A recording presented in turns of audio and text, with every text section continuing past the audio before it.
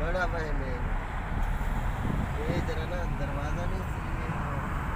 ये उसमें जरा कोई तो सफाई कर दीजिए कितने रखाया कर लेता है बालकोनी नहीं नहीं कर